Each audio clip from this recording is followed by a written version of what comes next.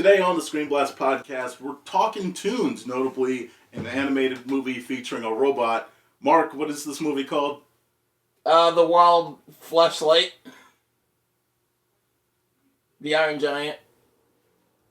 The Wild Robot! Robot's gone wild! Woo! I just realized that a metal fleshlight could be easily called the Iron Giant. So, like... Oh. Guys, this is... Robot's gone wild. Woo! Guys, this is a ScreenBlast podcast about the Wild Robot. We're going to be kind of doing like what I would consider a Toon Talk. I might even upload this on the Toon Talk channel so that we're kind of getting both of those out, since this is an animated movie. The Toon Talk channel. Of course, you can find this, though, on your favorite podcast platform. And least favorite podcast platform. And your least favorite. Apparently, by the way, YouTube, Apple Podcasts, and Spotify have the top 60... 3% of podcast audience, so I don't know what other trash platforms, like Podbay, or, I'm not sorry, I don't want to call you guys trash, but like Podbay or whatever. Well, there's Google Podcast. Oh. So, wherever you're listening, you can find this here again. Or you can just go to ScreenBlastPodcast.com. You need to learn how things work on this island. Hello. Let's get into a brief movie detail here. So this, of course, is The Wild Robot.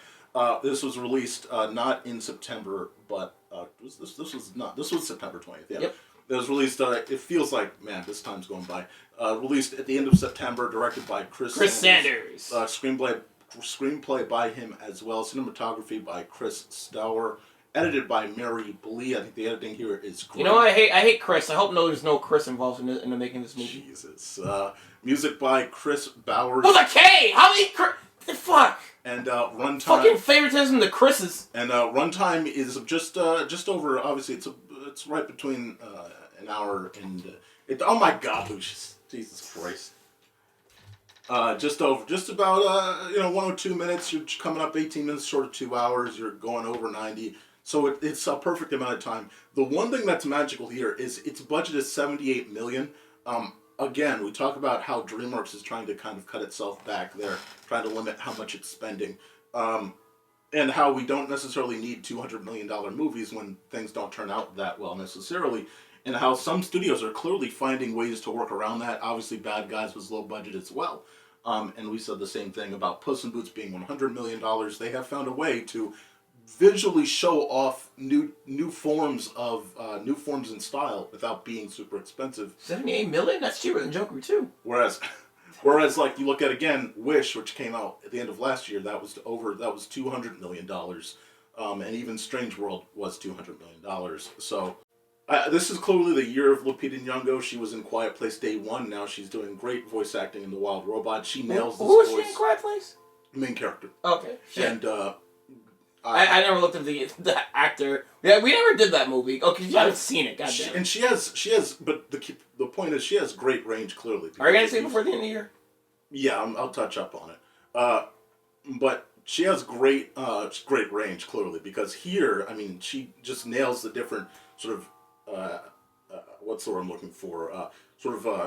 Ups and downs throughout the voice of this character, and it fits very well. Pedro Pascal plays the Fox, obviously. Pedro has, since The Mandalorian, post-Mandalorian, has become probably one of the most recognizable names in all of Hollywood. You mean Mr. Joel Last of Us? And Joel in Last of Us, yes, indeed. Kit Connor and Bill Nighy. Obviously, also, you have Mark Hamill as a bear in this movie. Good to hear his voice still getting out there. So, Wild Robot, Mark. It's funny because we had both this movie and there's a moment, I think when we talked about it before the trip to Universal, we talked about this. There's a moment where she says, "This is my migration," and it is funny that both DreamWorks and Illumination had Goose movies. One of them being very derivative from Illumination, the other being one of the best experiences. I forgot those were geese. Those were geese. They were geese, right? In migration? I thought they were ducks. Ducks, geese, whatever. It's just similar because they're migrating. Okay. Either way, it's funny that there's a key point in this movie where, one of the characters has to train to migrate and do it accurately. And the whole thing about migration, the animated Illumination movie is that they go the wrong direction and they're going. Well, it's more of a family road trip movie. Yeah, it's a different tone, but one chooses the one. Did you see it? Yes, one chooses one way to go about it. Another chooses another way to go about it. That's all I'm not saying that there's anything connecting them except that. How was it? I just found it funny. I mean, it's not top 10 material. It's not top 20 material. It's when you talk about last year's Academy Award nominees, you talk about Spider-Verse. I mean, was the middle? I mean, as a movie, I don't know. It was like middle of the road. It was okay. It's one of those where I breezed. Okay, I'm sorry. I rented it, and I breezed past the critical parts, the casual parts that you know how you get to the dynamic portions that you've seen in every other movie a million times. I just kind of went, all right. I'm not gonna burn my 90 minutes watching this. In fact, wait, why did you watch it anyway? Because it was a movie of that year. No, I didn't see it that year, but I wanted to at least, it's like, you said it wasn't that bad, if I'm not mistaken, right? So, it's fine. I didn't see it. You didn't see it? I never saw it. I was asking you what I think I said it doesn't look that bad, but it just like, I think I heard it just like, it's just okay. It's just, that's the best way to phrase it. It's just okay. That's what I was asking you. I ain't watching that. Good. Hey, look, I'll watch this. You watch Sherlock Gnomes for me, all right? So we're balanced out. Next week's cartoon chat, everybody. Sherlock Gnomes. Next week's cartoon chat. Tomorrow's cartoon chat. Sorry. I know we're going all over the place, guys. But I think that this is. We just saw Joker 2. We're a bit depressed. We've seen.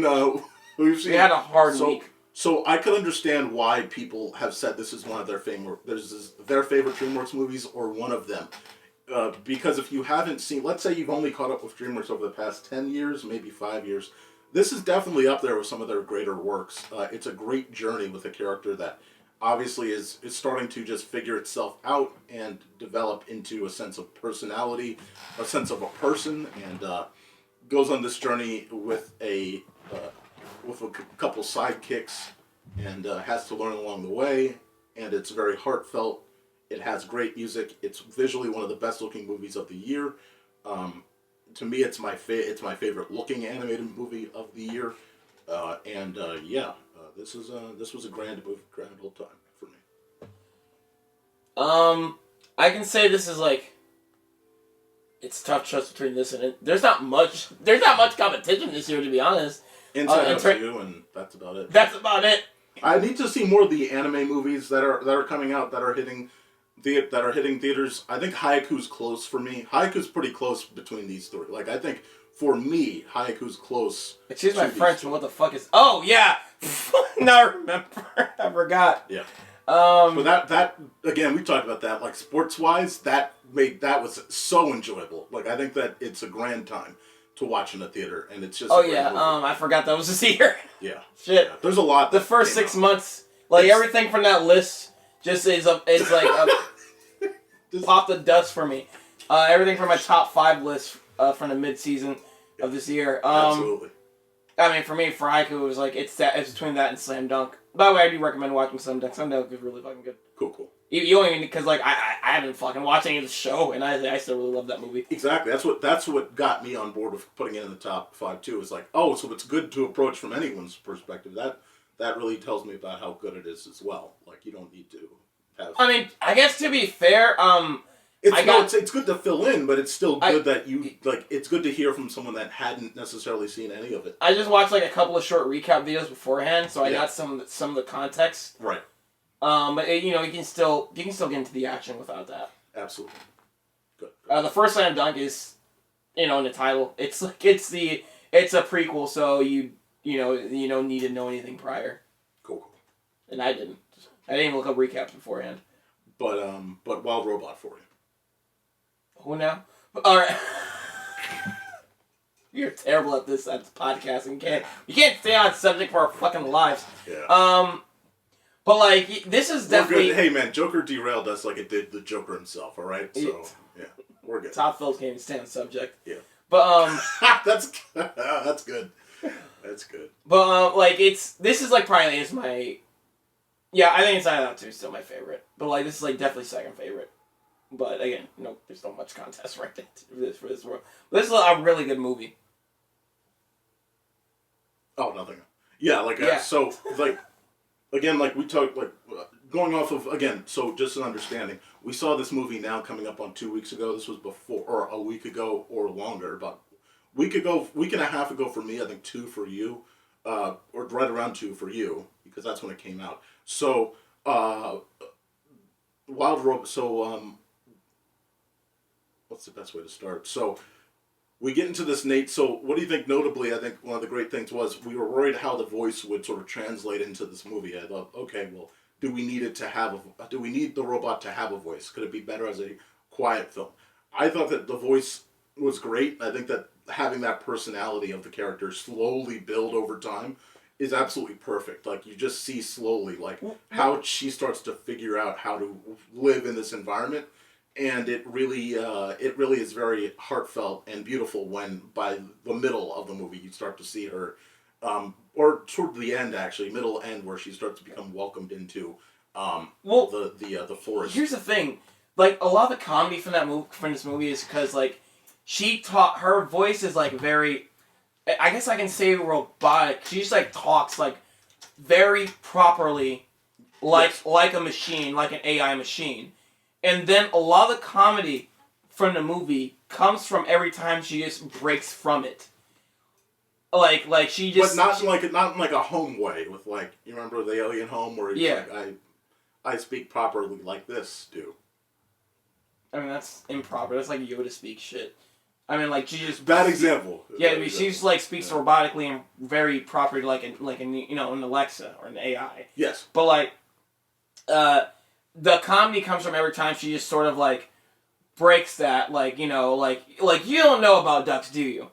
Or like something like that. Like she just says something like she just like talks like says a sentence that's like a sentence like a normal person would say. Yes. In a regular conversation, and like that's where a lot of the humor comes from, and it's just like it just sort of catches you off guard every time she just like she gets more and more comfortable talking like a normal person the more the movie goes on. More natural. Yeah. Which talking is what this movie is themed around, just the fact of becoming more natural around your environment. We talked about this when we had both seen the movie finally, and one of the best things about this was out of the bat, right off the bat you are attached to this character. It's not like you're kind of off-put by this character. You're attached to this character's situation because it's just she's just put in this random area in the middle of nowhere trying to understand why she exists in the place that she's in, and the entire world is pushing against her. She's completely she's vulnerable to things. She's not welcome in many places. She's trying to figure out what they want, if they want anything, how they want anything, and no one's really responding. And over time, and after an accident, finally she has some sort of purpose to figure out what to do, but it still is her trying to figure things out. Like, I do love that the start portion of this movie where she's just trying to understand. There's a little bit of humor, and then you just feel really bad for her because it's like, my programming is to do this, and they're all looking at her like, what the fuck are you? Why are you getting it? This movie does something very brilliant, which is it doesn't hide the brutality of nature. Like, this movie will show a creature just trying to live and then it just dies, or it gets eaten by something, or it gets torn apart by something else, or something gets stepped on, or and that's so many movies are just going to soften the blow of that. And I know nature's I love the way that nature is portrayed here. Like the heart of this movie is honest. Yeah, the heart of this movie is pretty dark. Like it's not trying to treat it too dramatically either. It's dramatic enough, but it's not trying to treat it too dramatically where she falls in a nest and she just kills the family of geese under her. Yes. And she just takes the goose takes the goose eggs and tries to nurture it, and when it's when it's finally hatched, she just abandons the child of the family she just killed. Yep. I did love the moment where, again, there's so many funny moments where it's just trying to prevent things from happening just because that's what it thinks it needs to do. Like when the egg starts to crack and it's it's like the water thing, when water's coming through and pressure, when water's hitting a pressure point, it's psh, psh, psh. I love that moment where it's trying to plug 47 different holes. Yeah, like, and again, I love the journey with the I love the every goose chase. there. Yeah, go ahead. Sorry, go ahead. I love every chase sequence. Like, Yeah. a lot of chase sequences look good. Like, this movie is like the type of movie I was looking forward to from DreamWorks after Puss in Boots, because Puss in Boots had a really great story, had a lot of good heart, had a really good art style, and like Super saturated. even before that, Bad Guys, doesn't have that much heart to it, but like it looks really, it's charming. It's charming. But also, the animation is really good and it's very unique. Yes. Like in and of itself, and that's what sell. If the Bad Guys were animated like Madagascar, it would just be fine. But because it was like animated the way it was, it kicks it up just enough Absolutely. to be unique enough to where I remember it outside of like other DreamWorks shit. Yes. And like I was waiting for more of that after that, and then it was like after that we just got Ruby Gillman, which again I think has, it tried something new, but it wasn't unique. The art style was unique. The animation itself was not unique. No. That was like one of the issues with it. And then we got Trolls 3, which actually did try with different characters. Designs. I love how different characters were designed, but it's still Trolls, which is a Yeah. niche brand for most people that aren't going to go out and watch it. You know what I mean? I like the designs they had for Trolls, but like I didn't like the first one a lot, and like I'm just gonna stay away from jukebox musicals for animated movies. But even notably, the antagonists, those are the ones where it's like, wow, Disney should be making something like that by now. I never That asked, looked but very is the good. third one still a jukebox musical? Yes, Okay. absolutely. Yeah, but like the antagonist I that love were the design like, of calling Van back. It's like that's a great looking thing. I saw a clip of the puppet shows, and I like like that clip was funny. Yeah, that's cool. Absolutely, exactly. So Is there more? How much of that? How much of it in the movie? 10 minutes, And so mostly that clip. mostly. Okay. I see what I need. You're going on a journey with them. Okay. You know, so do you like recommend a movie, or like you think I saw what I need to see? I think if you can get it through clips, especially if you don't want to have the musical stuff, like just watch it through clips if you don't want to watch it, because you're like it's not. Funny enough, Trolls handles it better than Joker. Like it handles music better than Joker because it understands when to put music and where to put music. But if you don't want the music, I mean, a lot of movies just handle everything the Joker's trying to do better than Joker. But we're talking about Joker 2. Joker 2. Not Joker 2019. That's a great movie. Folie à deux. It made me take a deuce. So I'm gonna do fromage. Alright. Raw Robot, what? Who? So, but then we got to Kung Fu Panda 4. And then that. I'm thinking, I was hoping for a change And up. again, like we talked about it, like because at the time it was like, all right, there's not going to be a change up, but I can accept that. Look, as long as it's a good movie, well, I can accept that we're going to see Poe and the crew in the same way. But we didn't get the crew, and we didn't really get. It was a good story. lackluster. And it was lackluster. Just anime, at least be an anime like the bad guys. Would like kick that movie. I didn't need it to change that much. I just wanted it to maybe. Fuck it, no, because like fucking. Wait! You were the same guy that was like defending it back then. I was the one that was saying maybe change it up. Why you're now going all in on Kung Fu Panda should completely change up? No, I said it should change like that too. I thought you said that it was like fine that way. It was we were having a conversation where it was like, oh, it should be fine that way. Not really. No, I probably said it looks like the way the animation is okay, but I was. Sorry. I said I wanted more than what we got. I see. My misnomer. Like it would have been because like that with the Puss in Boots or Bad Guys art style would have been match made in heaven, because I know that the other movies look like that, but like my first Puss in Boots is anime is just like Shrek. I just wanted them. I wouldn't mind if you changed it. Maybe something different though with Kung Fu Panda, because again their fights are supposed to be smooth. Like maybe you change it in a way that fits the tone of the combat, because the thing about Puss in Boots is that fighting, the way that it's animated fits the tone of the fight, like the combat very well. Fuck, we're trying to go for a soft reboot. No, fucking, just change it all the way. Fuck it, I don't care. Well, now that it made money and you have a new Dragon Warrior, yeah, might as well go all in. But I wish it failed. I'm sorry, I wish that movie failed. Fuck. I didn't want it to fail. I wish that it had a better story for it to make money like that. That's my biggest problem. Well, if it had a better story, I would have liked it, and I wouldn't want it to fail. But it did have a better story, so I want it to fail. I understand. But yeah. It's the same problem with Transformers 1. It's like Teenage Mutant, like after Teenage Mutant Ninja Turtles, I'm like, okay, What are they Paramount Animation Paramount Animation has this new technique now. Let's see Right. that for more movies. And it's like the style of Transformers. I mean, the style of fucking This new the thing style- you've developed on, basically. Yeah, This the new style thing. of Mutant Mayhem in a Transformers movie. That's a fucking match made in heaven. Holy shit. Give me two orders of that, please. Give me 3 orders of that shit. A whole trilogy. And it's like Transformers. The trailer for Transformers 1 finally came out, and it's like, okay. It's pretty safe. Yes. Yeah, it's very. It's toyetic.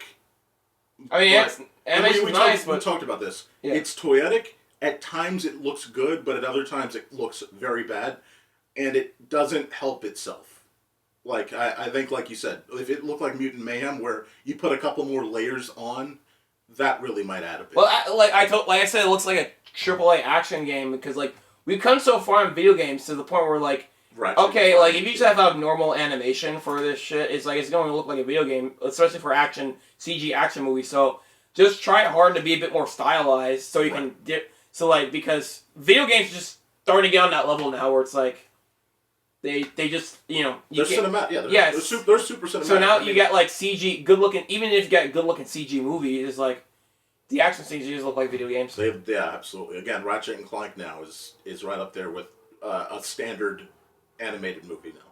Yeah, it's a playable anime movie. Absolutely. So you wonder, like, all right, well, what can you do with this? Like, if I'm gonna spend this much money on a movie, then what are we gonna do here for this experience? But that's where the Wild Robot comes in, and it's a breath of fresh air because. Again, like you said before, like it looks great. I just loved how saturated it is. Like, Oh yeah. in any time that they can show color, they show color. And then it they looks do that great. weird art style for like one segment of the movie where like she's trying to tell them a story. And I think Yeah. I haven't seen what the book looked like, but I'm guessing that's a reference to a book. If not, I'd love if DreamWorks does an animated series that looks like that. I would take that for $1. I mean, if they're even doing any animated series anymore. So they're still doing that. They're still doing animated series, but The crew's got like fucking 2. it's like this movie. Well, it depends actually because this movie currently is sitting at 107 million.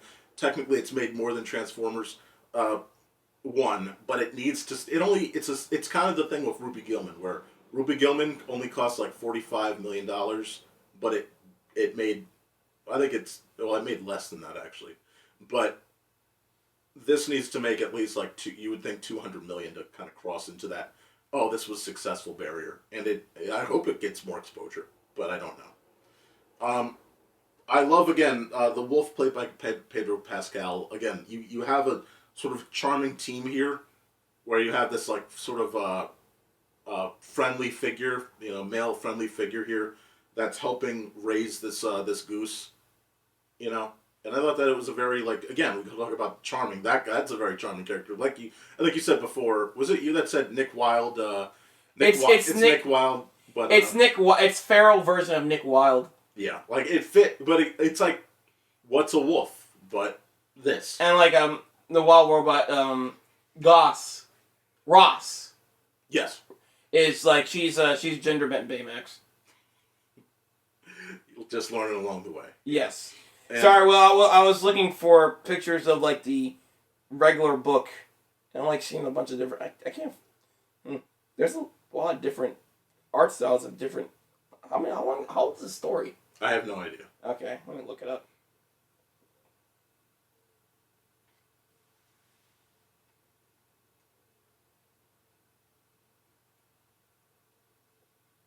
Oh, are you just going to pause it? You can pause it. I thought you were just going to keep talking. No, because I know it'll pop up with this year one and. So okay, so the original book doesn't really have much of an art style to it. At least pictures I found of it. It's just it has just like some black and white illustrations. Yeah, and I think that might have been beneficial for their interpretation of the film itself. I think it turned out very well. I just want to make sure everyone knows, like, there's a lot of things that if you're looking at this review, we may not touch on just because, again, it's been 2 weeks. But I just want to shout out again, like the goose. Touch on everything else around it. Right. As the goose grows up, we see we have this moment where he doesn't fit in, and I'm glad that they don't stay on that for long. Like, I appreciate that this movie could have sank itself into that, but instead it figures out how to just continue to navigate Roz's story and the goose's story simultaneously without it taking like a long chunk of the runtime. It really does naturally progress, and you don't feel like you're speeding through things. It feels like he's figuring things out, and then he has to migrate. Like the call happens, and he just needs to learn it, and he needs to accept that he needs to learn it, whether or not he's different. So that builds their chemistry even more, and they welcome her back into helping him, and it's a beautiful moment. Like that montage as he's trying to get ready before the seasons, the migration is absolutely a beautiful moment that, I've listened to the soundtrack quite a few times already, and it's beautiful music attached to it that flows greatly with it. Yeah, like I love like complicated dynamics of characters that are kind of like meeting and like they're trying to get used to each other. Like they start off as like probably enemies or probably just indifferent, and they start to like have more of a better acquaintanceship, and then it becomes like more of a steady friendship, and then they're just like family. I love that kind of dynamic. I hate when it's like when it looks like that and it's just like written too easy to them like liking each other or them just like hey, we're best friends now. Middle of the movie, I hate you for this one thing. You know what? I forgive you because we're at the climax of the movie and we have to do this shit only because we have to do this shit to survive. We just like each other now. Yeah, I think that's one of the benefits here. It's a very smart movie. Like there's a moment where you have the goose who's a kid, and it's like when he's meeting people, who is he learning from? Well, he's learning from Ross. So how does he sound?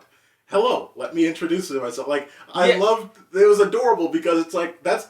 And he's actually intelligent. He knows shit about like robot parts and shit. Yes, and it's like, but what's also great is it's a beautifully relatable moment from if you grow up with let's say you're growing up like I grew up with parents that just tried to teach me as much as possible, and I got a lot of their mannerisms down.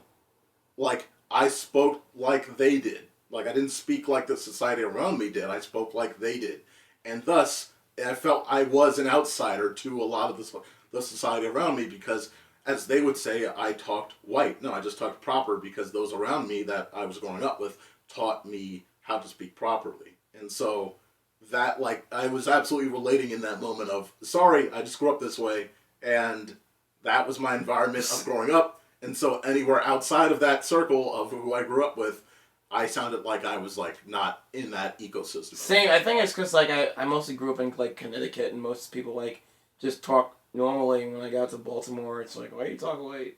Yeah. And so that was a super relatable, oh, yeah, hey, man, you're...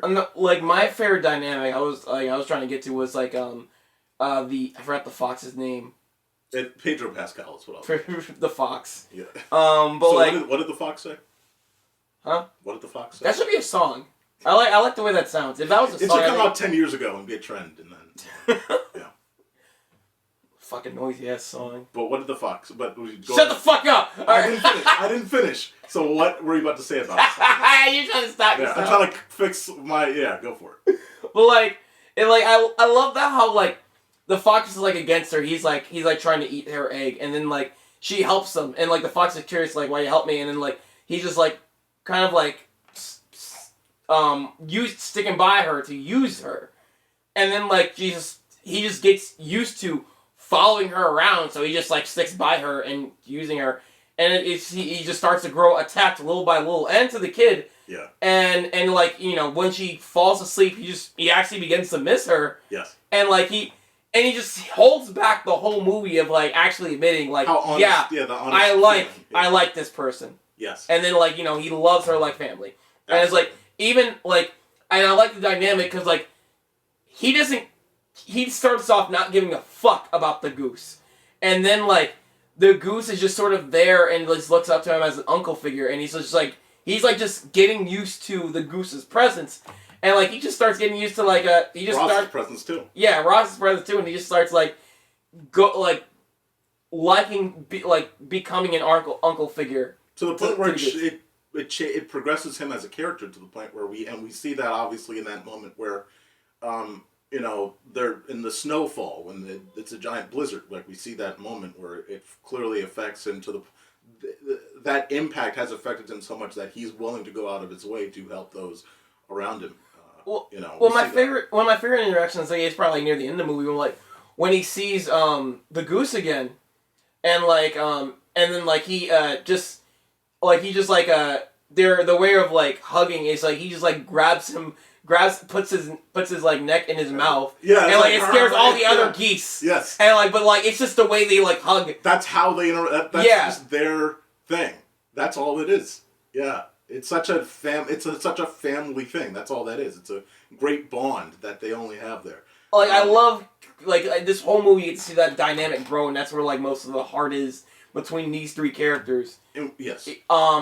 And like you also see the dynamic of between Ross and the entire forest, because all those everybody in the forest is just a bunch of jerks and assholes. Even though they're just natural. They're just and that's what's great. Again, it's just nature presenting itself. And I guess it's not mean spirited. It's reasonable why.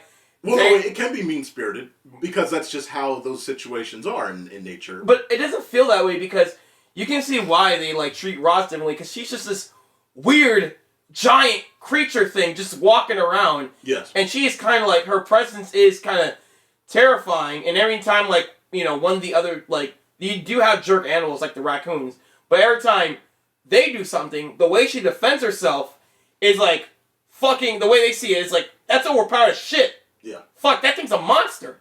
The possum mom is awesome. She was great. Oh yeah. And I love all the dialogue with the kids. And she starts like, she was like, yeah, there's some. She wasn't mean. She was just like, oh well, fuck. She's just gonna kill us. Yeah. And I guess she has. I guess like, wait, she's not gonna kill us. All right. I guess she's cool to talk to. And then she just like pops around in and out throughout the movie. There's a moment I think where it's like, I have 7 kids, and then you hear a sound, and it's like 6 kids. That was almost dark. I was like, Jesus, this movie doesn't hold back, and then he just comes back. Yeah. And like, I love how the mom is like, she's not worried or anything. No. She's like, now I'm back to more kids. It's gonna be all right. There's a moment where Roz, outside of the forest situation, she's like clearly now at a point where toward the middle of the movie, she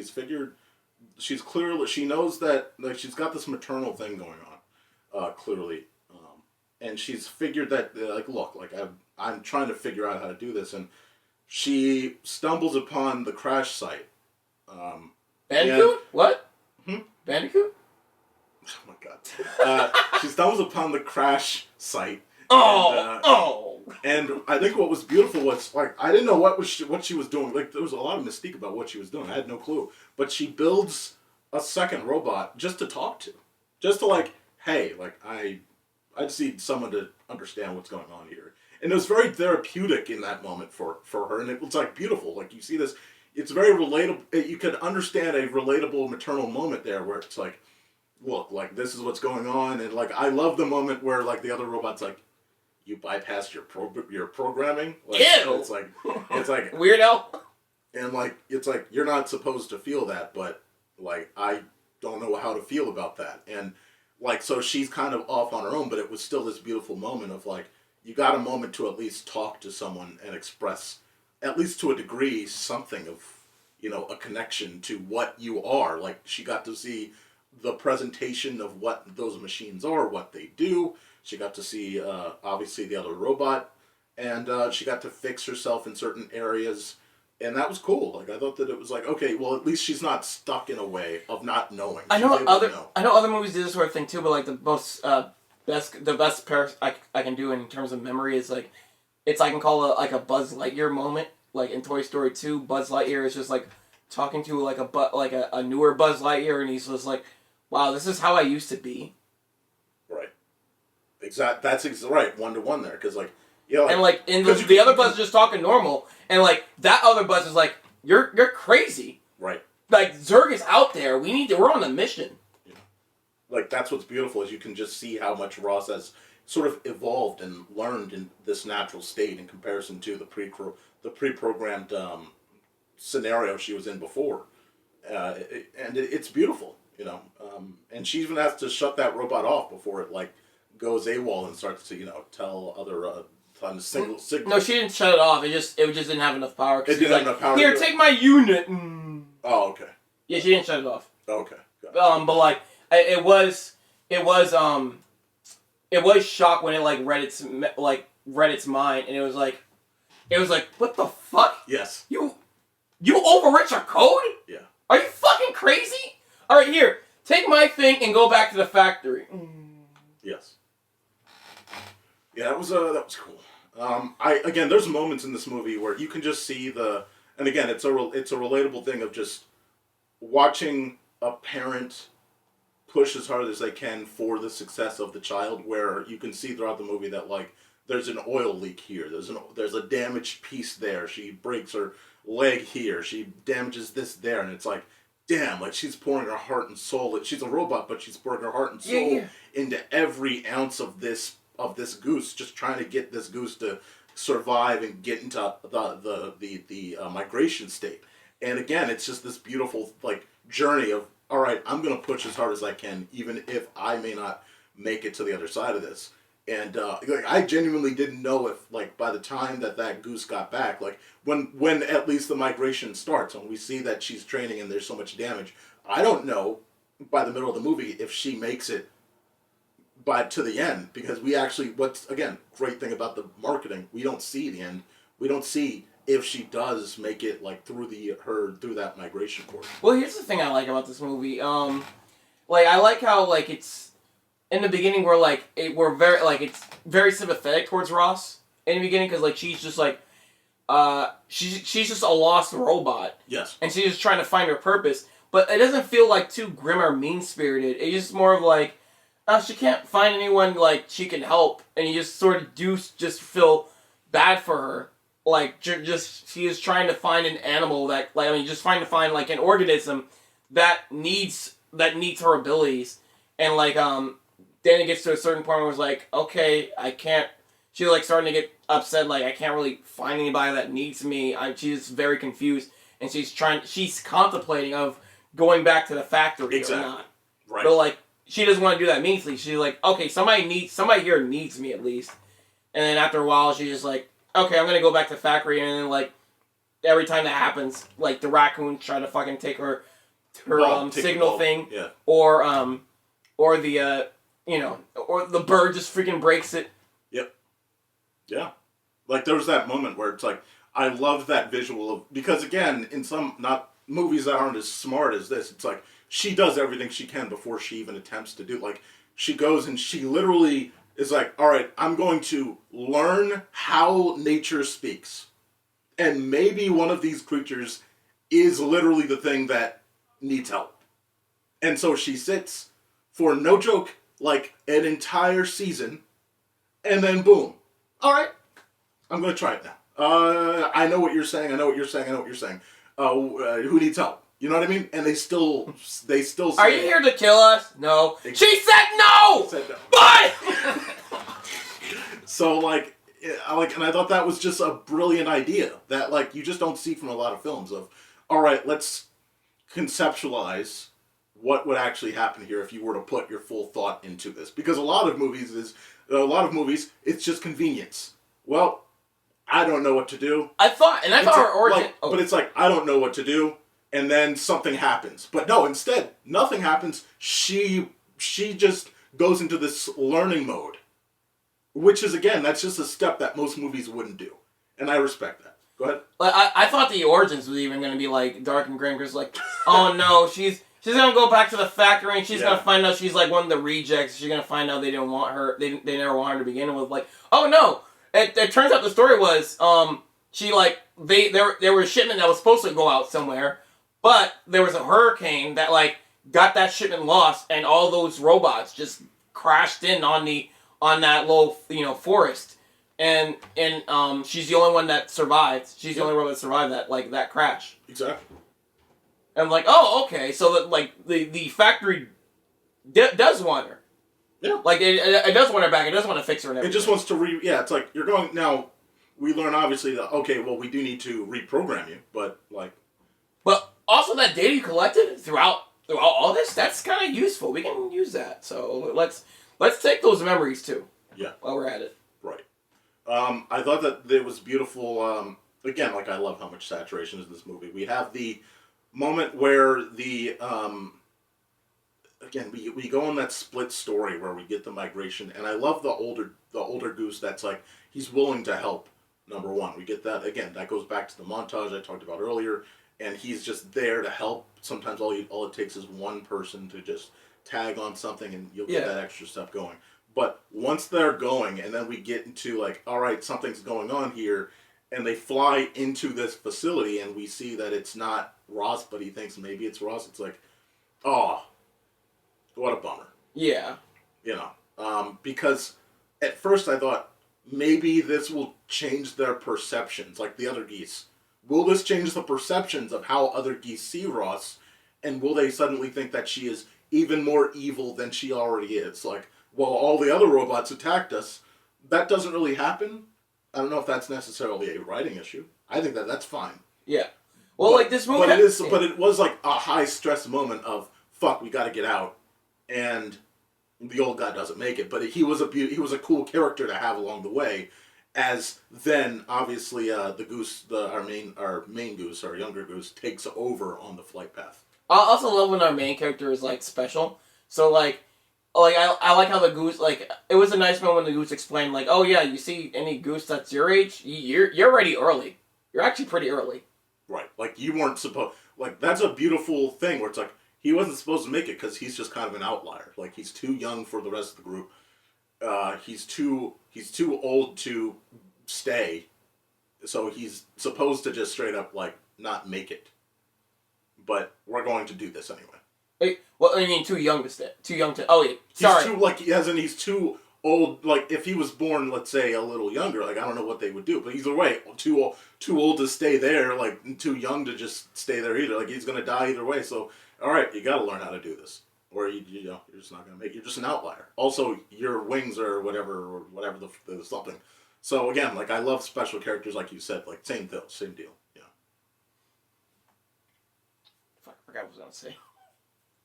I think I cut you off on the wing thing. My bad. But yeah, man. His journey again, because he's an emotional character that's just trying to figure out his place as well. Like, they parallel perfectly, the robot and him. Like, they parallel perfectly, and it's a beautiful parallel because again, he's trying to figure out his purpose, and it's great that he ends up finding his purpose. He finds it earlier, and Ross is trying to stay, but she realizes as well that she needs to do what she needs to do as well. It was a beautiful moment when it's like, because you wish that she could, but you know that, hey, like, you see it through the progression as he's migrated, that if she stays there, eventually, not only is it, because obviously they want to defend her, like all the animals after the forest fire, like they want to defend her, but it's like the fire, it's just going to get worse. But also, critically, she needs to keep herself maintained. She's a robot. She's not natural. So, either way, she has to go, or she will die. You know what I mean? Yes. So, it was like a somber but honest thing that has to happen. And, man, like that, I will say, like, again, some movies get me, some movies don't. But that ending where, she's like, she leaves from the tree where she's watching, the younger goose, and obviously Pedro Pascal's wolf is like, or not wolf, fox is like, hey, she was right over there, I don't know where she went, and then it's like, hey, like, I'm telling you, hey, look, like, later on, it's like, hey, look, I gotta go. That's a fucking sad, like, even the send-off of the goose, it's like, when you know that the goose is gonna leave, it's a little bit of a somber moment. It's a proud moment, but it's like you're watching this person that had trained this young kid, this whole movie so far, to reach these heights. And he's reaching those heights, but you know that they have to split off. Like, same thing with Ross, where it's like, you gotta split off. And at the same time, I do like, she's like, the animals of the forest are getting more used to Ross, even before, like, she, like, saves them all. I do like the moment where, like, they're all together in, like, in one place. And, like, there's a lot of weird logic to this movie. Like, you'd think they would just all devour each other. I mean, but they touch on that a little bit, but they're like, they just decide to become peaceful. Like, I can follow that. Yeah, they're like, hey, like, look, she saved us, and as long as you're under this roof, don't do any funny business.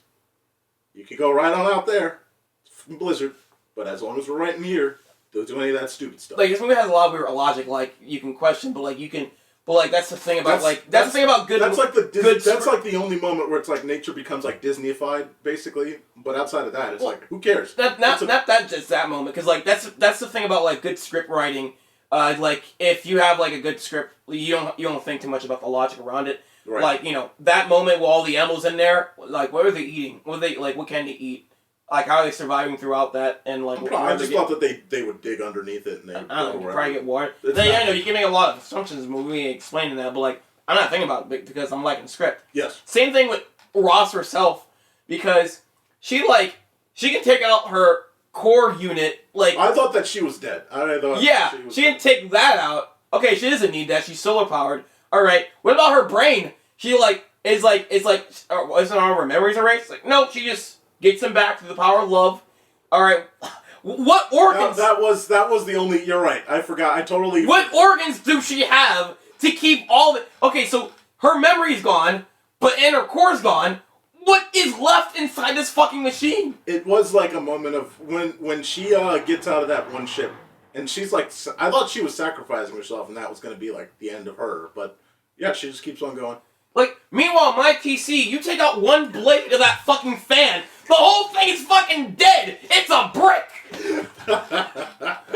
You take out one blade of that fucking fan, that whole thing's a brick! Oh my god. But like, I was questioning it, but I was like, I can let it pass. This movie still hit me in the feels. I like it. It was just like, there was a moment where the movie goes from, alright, we're going just natural to mystical, basically. Yeah. After once she gets, I think they were, I guess, in a dilemma where, all right, so the ship, we got to get her off the ship, but we didn't design anything. Well, I'm sure they could have written something, but I guess they just decided, no, we're not going to do that. We're just going to have her protect the goose by, you're going to go in here and jettison, and that's how that's going to work. And, again, I thought that was nice. I thought they were going to take her memories, and then, like, the goose has to find, like, it's, like, didn't completely wipe, and they have to just undo the whole, like, find some switch that, like, lets it go, or just, like, undo it or something, like, shit like that. Yeah. But, like, no, she just gets it back to the power of love and magic, and it's like, yeah, I'm fine, I can believe it. This movie already got... This movie, yeah, I can fucking believe, yeah, this movie, again, like you said, it's too good to kind of... Yeah, if this movie was already bad, if it was, like, just generic, or just, like, generic and dry, like, fucking Kung Fu Panda 4, I would just be questioning, that would just be another mark on it, like, okay, that didn't make any sense, that just makes this movie worse, fuck. And I do love that, again, at the end of this movie. Number one, I like that there's no dystopian point to this movie. It's like, the humans live peacefully, there's not, like, it's not like, oh man, like you said before, like, oh man, she learns where she's from, and it's all dog shit. It's like, it's actually, to me, better than Wall-E, because, like, the humans aren't in dog shit land. It's like, no, this is a beautiful setting, and she's doing, honestly, one of the most beautiful things, which is just nurturing crops. And so, that's kind of cool. And I like the idea that at the end of the movie, the main goose there, like, now, I love the idea that he's clearly suspicious now. Like, I like that added touch. Like, he doesn't just walk up to her. You can tell that he's like, Ross, like, he has to double check, and like, then that's her. It's like, Ma? That's beautiful. Is that you? Yeah. That's beautiful. So, this movie, again, it made me feel, I love, like you said, the chase sequences, the fire sequence, the saturation, all of it. This is the movie where, again, when you talk about, like we talked about before, like, if I were to make something or we eventually do a panel of, like, 10 movies, you've got 10 movies or 20 movies from the 2020s, between 2020 and 2025. This is, like, in that top 10 sect. Yeah, and also, like, I like how, this movie doesn't really have a true, like, villain, because you think it's the corporation is just evil, and it's like, no, we don't really see, like, we don't get characters out of the humans in that corporation. They're just there. Yeah. So it's like, when Ross is going back, it doesn't feel like she's trapped there. It just feels like she's choosing to go back because that's her main purpose, and, like, the Force itself is just okay without her. Right. But, like, I do like, it is like that one robot they had in the middle of the movie. She was just a jerk. Oh, the tentacle one that was. I do love that because like she was nice, but you got like it was a false fake. It was a You got like an eerie feeling from her. Like she felt like even though she was being nice the whole way, she felt I think it was even the music and everything. Yes. Like she just felt threatening. Absolutely threatening, uncomfortable, a little bit jealous of Ross as well. Like, oh, you did that? Oh, that's so nice. All right, come back with us now. We're just gonna erase your memory. It's cool. It's fine. Yeah, everything's cool. Yeah. Like you don't need this. You don't need this. Like, and like I like how like she has to keep making excuses. It's like I forgot something. Right. Doesn't sound like you forgot something. Are you sure? Yeah, it's always just on edge a little bit. Yeah. Again, that's why I think the score here is absolutely fantastic.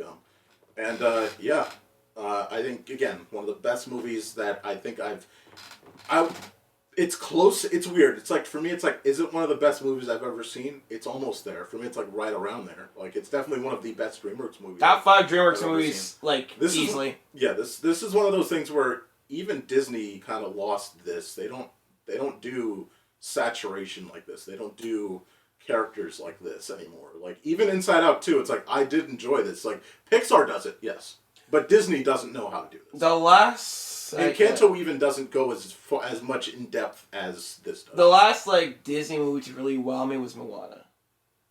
Yeah. Was Zootopia before that or after that? Same year. Was Zootopia before that or after Moana? It's like same year. Same year? Yeah.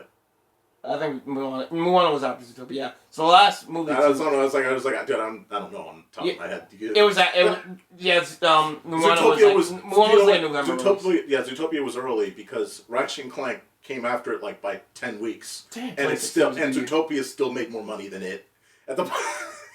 Damn, 2016 was a good year for Disney.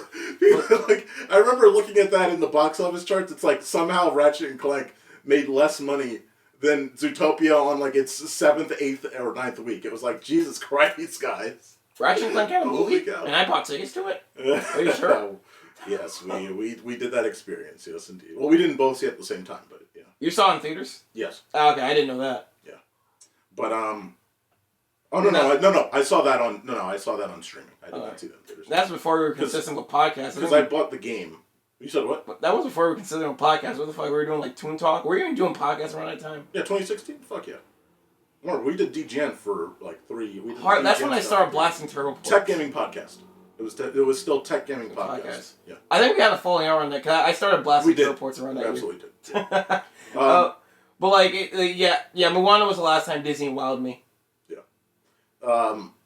I think when I like this month. I enjoyed Encanto. I enjoyed some of the later movies, like but nothing wowed me. Yeah. No, again, that's where Pixar came back again with like Soul, and that's where it's again like Soul is the closest thing where it's like I think we talk about movies this decade that have hit like Soul, Puss in Boots, The Last Wish, this movie. There's a few anime movies where I'm sure like people could step in, but Spider-Verse 2, obviously. Oh yeah, but I was just talking about Disney. But like when you talk like so, I don't want to jump the track from Disney over to DreamWorks. I would say for any of you out there, we're going to other studios. It's a whole different story. You said what? We're going to other studios' animations. That's a whole different story. Right, but just like yeah, that's fair. I want to jump tracks back to DreamWorks. So what I would say is like, okay, let's say you like this DreamWorks movie and you're curious, like, oh, this is my favorite DreamWorks movie. This reminded me, like, guys, you got to check out like Spirit, because in the same way that this was a beautiful story focused around nature, again, Spirit is this great story that follows this horse in the middle of the American West during the pioneer era. You're saying it wrong. You're supposed to add the ED and then say away. Another great movie, but follows this horse in the middle of the pioneer era, the American West there, as, the pioneers are moving across. You've got this American sort of movement. You've got Native Americans that are trying to fight against it. And it's just this beautifully natural movie, but simultaneously it's kind of combating against the fact that you've got this industrialized America that's trying to push against the naturalized state of how things are. and the horse is kind of caught in the middle of that. And it's a great journey. It's one of DreamWorks' most interesting stories of its early era, from its much earlier days. But that's sort of something that, when you think about the wild robot and how it presents nature, I think that Spirit does something very similar. Not that they're one-to-one in their story progression, but that they're both very good in terms of their storytelling. DreamWorks does a great job. The score is great. It's another one of those movies that does the hand-drawn CG thing, because they are CG characters, but they've got this like. Are the horses CG? The horses, it's weird because they're like, it's weird because it's like, it's almost as far as they had gone at the time from like hand drawn to CG sort of hybrid situation, because there's moments where it's clearly hand drawn, there's moments where it's clearly CG, but it blends very well. It looks great. Some of the human characters as well, they're hand drawn, but at moments it's like you have some 3D effects where, again, I think it looks good. I heard like drawing horses in general, like it's just like very difficult. I know like there was a guy in animation called James Baxter, and he's like really good at drawing horses. Like sometimes for horse projects, they just get him. They just go I think that's why his character in Adventure Time called James is a horse. James Baxter, why is he doing that dance? I think he's doing it for himself. That's cool. You know ever seen that episode? It's been a little while, Mark. I only have seen I remember seeing clips when I was looking up the artist, and it's like James Baxter had like a self-insert in Adventure Time. What the fuck? Which is cool. Might as well. They gave an animator a self-insert. That's awesome. Yeah, but if you're looking for something in that natural realm from DreamWorks, definitely check out Spirit. Again, if you're looking for something in the stylized color palette of this, again, Puss in Boots: The Last Wish. If you haven't seen it, go watch Mutant Mayhem: The Teenage Mutant Ninja Turtles. And I mean, look, like, if you're looking for something that's a little more like a standard movie that also does a lot with color palette and does this great 2D, 3D, traditional CG thing in the current time format, yeah, Mutant Mayhem, Spider-Verse as well. Again, like, we're in a great era. Actually, if you're looking for a movie that blends together styles of like 3D animation, don't you dare say and something funny. I know you're gonna say some stupid joke. And you're looking for a movie that blends together CG animation with 2D art style and completely fails at it and everything else, watch Disney's Wish from 2023. That was 2022? 3? It was 3. It was last year. Fuck. Yeah, watch Wish. Yeah. What a waste. Guys, if you want to hate yourself, if you're trying to give yourself a reason to commit, if you're trying to give yourself a reason to commit suicide, not if you already have. If you want to wish for it, yes, go watch Disney's Wish. Yeah, and then you won't think twice about dying. Yeah. So this was we talked about it a little bit earlier, like a couple months ago. Again, 2022, great year for DreamWorks. 2023, bad. This is a 50-50 year. You had Kung Fu Panda 4, and you had this. So we're looking forward to Dogman, and we're looking forward to Bad Guys, which are both 25. And this is still a bad year because Kung Fu Panda 4 just like brings it back to the negatives, and then like Wild Robot evens it out. Yeah, that's what I'm saying. Like, this even. It's 50-50. What? No. Kung Fu Panda 4 puts it. It was disappointing enough to put it to the negatives, and Wild Robot just evens it out to 0. So it was a bad year. Yeah, that's 50-50. Huh? 50-50 still bad? It's middle. It's middle. 50-50. It's not good, bad. Good, bad. Don't watch Kung Fu. Our score is 0. Well, it's better than nothing. It's literally better than negative, which is where Disney was last year. So Wish like took out everything. Yeah. Actually, last year was just a bad year for Disney. Period, wasn't it? Well, they had what was the because they had Elemental, but you didn't like it. I thought that I don't think I didn't say I didn't like it. I saw it was fine. Yeah. So I didn't like it as much as you liked it. All right. So I didn't like it. And you love that movie. We're just we're always go back to it. So I think here's the difference last year for Disney. I think that Wish does more negative than Elemental can actually fix. Elemental is to me a great movie, but it's fine. It's not like The Wild Robot is so good, and it actually counters the bad. Bro, this Wild Robot's be wildin'. Yeah. But yeah, this was a great movie that I think we will have in our top 10. It was okay because there was like a lot of parts in the movie where it's like I was waiting for them to play Earth, Fire and what? Earth, Wind and Fire. Like the September song. Do you remember? Oh my god. And it's like, how can you That's have a such robot movie without joke. playing that That's song? such an old, stale joke about the other robot movie. Robot Dreams. Yeah, you forgot the title for a second. Yeah, I did. I was waiting for it. Like when the fucking You Goose went came through like back. 78 different robot movies in the beginning. Mark. I can't remember all of them. All right. Yeah, well, like when they were playing the fucking when the fucking Goose comes back and they should have played it. It was like, do you remember when it comes down there tonight? Just with those goose eyes too, the one in the bottom left. Oh yeah, like just that yeah. The ending of the movie is like when they see each other again. It's like, do you remember? No, it should like start with the do do do do do do. They like start a song like when they start walking closer to each other. Yeah. Okay. And then the anchor's like, ah, yeah. I'm just joking, people. I know. Yeah. I don't know. They may not know. He's serious, guys. Of course, this is the ScreenBlast podcast. A little bit of a Toon Talk as well. Also, this movie's another win for furries. Yeah. Again, it's like one of those things where, okay, would you rather have wasted all of your time watching Happy Feet or spend the same amount of time watching The Wild Robot? I would rather watch Happy Feet, so I don't know. What? I fell asleep on Happy Feet when I was a kid. I don't know. What? I don't know. See, that's why you don't. I remember, all I remember was the fucking opening year. They were fucking dancing to Boogie Underland. Yes. And that was it. That's all I can remember.